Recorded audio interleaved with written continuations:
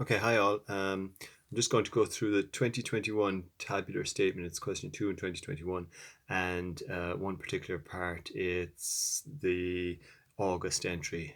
Goods previously sold for 1,107 by Bergen Limited were returned.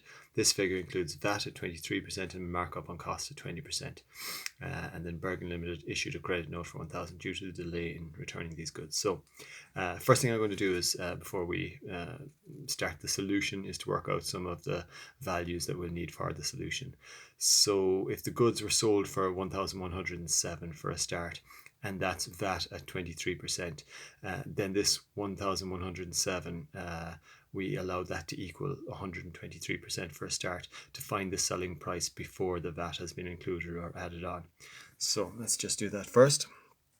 1,107 equals 123%, and we'll divide by 123, multiply by 100, find out what the selling price was before the VAT was added on. Just going to do that quickly in the calculator here. That's €900 is 100%. So that €900, that's the selling price, excluding VAT. If I subtract the 900 from the 1,107, that gives me €207. The €207 is equal to the VAT amount on that transaction. And then if I want to get the cost price, well, then I do the same type of calculation again. This time, though, if the 900 is the selling price and there's a markup on cost of 20%, that means the selling price is 120% of the cost price. So we let that 900 equal to 120%.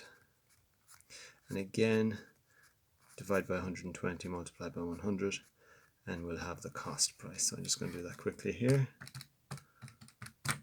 And that's 750. So this must have been 7.5, I presume. And that gives us our, again, cost price. So now to the actual entry. If I just do this, type thing here. So the order doesn't matter again, but I think it's easier to pick out the easy stuff first. If goods were returned to us, so goods which were previously sold by us, if we're Bergen Limited, and they were returned to us, then our stock is going to go back up. So I'm going to put this up here since stock is up in the assets section, and stock is valued at cost price, so our stock is going to go up by 750, so plus 750 for our stock. Then our debtors, well, if somebody returned goods to us, then they don't owe us as much anymore. So our debt, I suppose, that was owed to us when we sold the goods, they need to pay us the full selling price plus VAT. So this was what they owed us, 1107. So our debtors is going to go down by 1107. Well, 1107. But there was a little bit extra here where it says Bergen Limited issued a credit note for €1,000 due to the delay in returning these goods. So we're penalising this debtor. They were slow in returning the goods. So we're saying we're only going to let you off €1,000 of your debt instead of the full 1,107. So we could call that, if you like, some kind of a restocking charge or a delay charge. But ultimately, the difference is 107. It's an extra 107 that the debtors are going to owe you. So I'm going to add 107 back on there. And the net, I suppose, between that is the amount of the credit note, which is €1,000, the amount that we're reducing their bill by. So that's the debtors and the stock. Down below here, then we have the VAT. And every time you do a transaction, a sale, we'll say, then you charge the customer VAT, and the VAT amount that you owe the government goes up.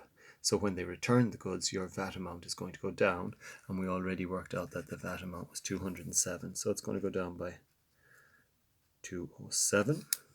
Okay, and then there's your profit and loss. And I like to put in two entries here as well, just to explain where the figures are coming from.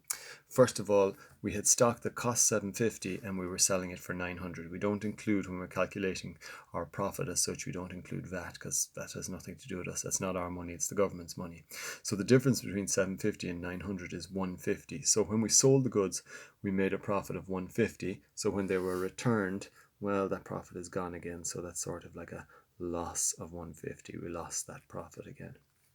However, we gained some of it back because we charged a restocking charge or a delay charge, or whatever you want to call it, of 107 euros to the debtors. In other words, we didn't leave them off the full amount that they owed us. So we made 107 euros, if you like, out of that charge. So that reduces the amount by which our profit and loss went down. Or if you like, we could treat it as a kind of a gain where the profit goes up. So all in all then, if we totaled above and below, this would be minus 250. And up here, minus 27, and the difference between these is minus 43, so that'd be minus 250 as well. And that's it.